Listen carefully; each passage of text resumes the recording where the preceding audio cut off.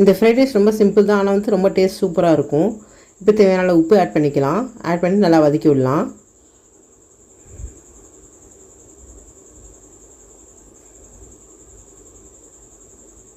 இப்போ chilli flakes 2 spoon add பண்ணிக்கலாம்.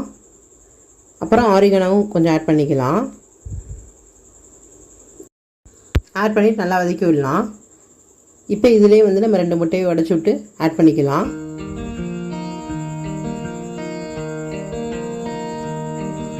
Add பண்ணிவிட்டு நடுவில் ஃபஸ்ட்டு கொஞ்சமாக வதக்கி விட்டுக்கோங்க. அப்புறமேட்டு ஃபுல்லாக சேர்த்து வதக்குங்க. இப்போ நல்லா வந்து வெந்துருச்சு. இதில் டொமேட்டோ சாஸ் ஆட் பண்ணிக்கலாம்.